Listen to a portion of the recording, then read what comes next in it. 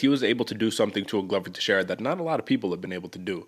And that is effectively dissect his game mid-fight and make an adjustment that Glover Teixeira could not adjust to.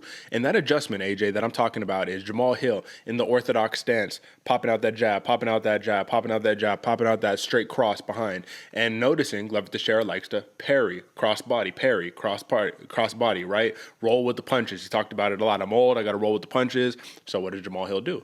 Oh, I'll switch to southpaw. I poke that hand out for you right there. You cross body. Well, guess what? The other side of your face is open. Left shin to the dome. Over and over and over again. What's more impressive, Jamahal Hill's fight IQ or Glover Teixeira's ability simply to just take baseball bats to the head over and over again and seemingly not flinch? I mean, what do you think? It has to be the Glover eating baseball bats to the head, because you're right, Derek. It was a masterful read by Jamahal Hill, being able to see the second he went southpaw, Glover didn't even notice the feet switch. That's the craziest thing about it. Is Jamahal Hill was playing chess, while Glover seemed to be playing checkers, and Jamahal would switch to that southpaw stance and throw that left high kick with no remorse, no even anything coming back at him besides Glover trying to block it with one hand and eating it, man. Very impressive that Glover can take that much punishment, because it looked, like you said, Derek, it looked like you were robbed of a TKO win on this one. I felt like it. But that's the other thing too, man, is that you also got to just feel bad for Glover Teixeira simply because this is round 5. He's coming into it. Both eyebrows are just disgustingly shattered, blood all over his face. And he's looking across the cage to Jamahal Hill and he's saying, come on, bro, what's up? Let's go, right? And you got to think Jamahal Hill for a split moment has to be like, that's a moment that could break you. That could legitimately break you. Like, what do I have to do to get this dude out of here? But you saw that inner dog come out in Jamahal Hill that said, oh, what's up then, bro? Let's get it. You know what I mean? Round 5. Like, I'm not taking my foot off the gas. You know what I mean? Like, you ain't gonna punk me. And like, that's the spirit that I'm talking about in a champion that you want. Now, can you always fall back to that method? No, because that's what people are gonna bait you. Teixeira, like 15 seconds left. He's like, come on, bro. Let's, like walk into one of these shots so I could just, crack you right here. And maybe pull off one of those Yuri type wins. Maybe he was looking for one of those last ditch efforts. But overall, through and through, impressive performance for Jamahal Hill. Talk to me about his ground game, man. I'm curious just from like a perspective of a generalist, right? Jamahal Hill was not thought to have a fantastic ground game, yet alone one that can withstand the technique of Glover Teixeira. Anthony Smith couldn't withstand that. Jan Blachowicz couldn't withstand that. Both of those dudes are credentialed jiu-jitsu guys. I mean, what did you make of Hill's performance? Bro, it was a come out display for Hill on this one, because he proved that he can do things against Glover Teixeira that not a lot of other people could.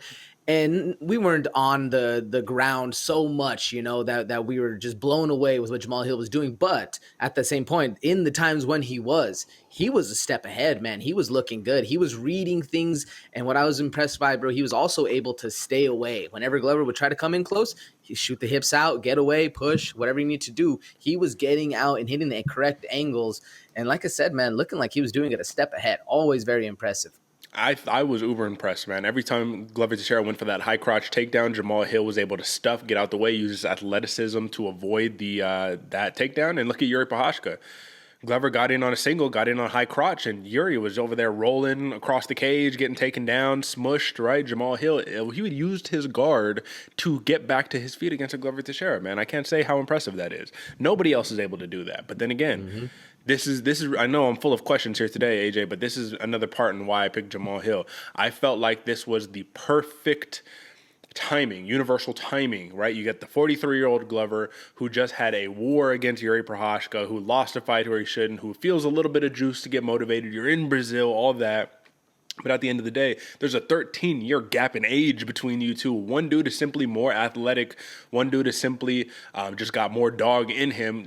Clearly, Glover Teixeira had the most dog in him throughout anybody on the night. But the point is, do you think that if Glover Teixeira 5-6 years ago fought this fight, it would be a different outcome? You know what I mean? Or do you think that this was the perfect crossroads in terms of timing?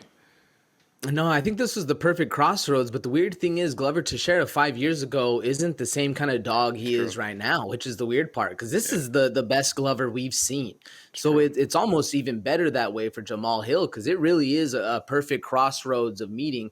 The fact that when Yuri came into the sport, Jamahal Hill was calling from him from day Hmm. one, telling everybody that he's not scared of Yuri Prochazka. He'll fight him right now in the streets if he Yeah. needs to. And then Glover and Yuri have their whole mix 'em up. Now you get to take out the guy who was supposed to be the bad guy. It's a perfect setup, man. Mm. And it goes back to how the UFC kind of runs things. It seems like this kind of fell in their lap, but they had to play a little bit to get it. I like where this is going, man. I'm very excited to see how this path unfolds. That's right. And then this is another example of a champion you want. Remember, Jamahal Hill also said, oh, yeah, that Alex Paeta guy, let him come up to light heavyweight, man. Let me introduce him to the big boys. And that's the thing, too. What does Glover say? And this is where we need to flip the switch because all praise to Jamahal Hill, sweet dreams. First Dana White Contender Series alumni to actually win a championship, man, which is incredible because that goes to show you didn't get this fast track, oh, hot prospect immediately in the no, you had to work for a contract to get to the UFC. This is the point. Glover Teixeira then announces, he says, on the same night that Shogun retires, and we'll talk about that in a second, man. No storybook endings in MMA, but this is as close as you get to one right here. Glover Teixeira loses a Rocky Balboa-esque loss right here, right? Where you lost, but you won, kind of, in the same vein. He then says, I'm too tough for my own good, probably. I should probably focus on Alex Paeta. You know, he's going to have the belt for a while. I'm going to step back. I'm going to call it quits. But not only do that, AJ, not only walk into the sunset on your own accord. He then says, oh, yeah, I know Brazil. I love you guys, but you guys are vicious fans. And listen, y'all were throwing drinks and food and beer and all that stuff at Assassin Baby. You're not going to do that to Jamahal Hill because we're going to be walking out together. To me, there's no other stamp you can put on your career as an elder statesman, as a man of character, principle, as just a man you want to aspire to be, a man that your children would be proud to look up to. You covered all bases. Glover Teixeira, this is the Glover show at this point. I mean, thoughts? What do you think? I couldn't have said it any better, Derek. When Brandon Moreno won the fight, I was there with my girl and I was telling her, this is gonna be ugly. She's like, what do you mean? This is gonna be ugly. Just wait. And sure enough, she starts. Ooh, there you go. It's as ugly as me hitting my mic. You see them start throwing some stuff, and it was such a class act of Glover. He's the full encompassment of a Bushido warrior. Like this dude literally from the ground up. This is how you could tell he was raised on the streets of Brazil. And he even said it, like, I know you guys. Y'all are some savages, but you love me so much, you're not going to do it to me. And I'm walking out with him. It's kind of like as a statement of sorts that you can cross bridges and mend and actually have friendships with other people and not have to, go back to the savagery of what we are as human beings, man. Great statement from Glover. Love seeing it in real time too. Very impressive, man. And I'm gonna end on this note, and we'll move on to the next fight. I was actually watching the Rogan podcast, and Bilal Muhammad was on there, and he said that Glover, after all the situation stuff went down, basically told Bilal, like, "Hey, man, don't trip. You're one of the nice guys like me, bro. Your time will come. Everything will come back around."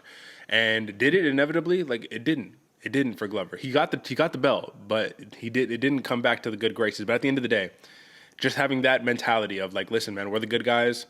If it doesn't come right now, it'll come one day. And even if if Glover's future victories don't come in the form of his own championships, but in Alex Paeta's championships or his team's championships or whatever, or the impact that he made on his community, I can't speak highly enough, man. That stuff gets me emotional. That gets me going. Is people of high character. Like I love to see that. Glover Teixeira, happy retirement. You know what I'm saying? But welcome to the new era of champions. Sweet dreams, Jamahal Hill. It's gonna be tough to take the belt off that man's waist. I'll tell you that much. With that.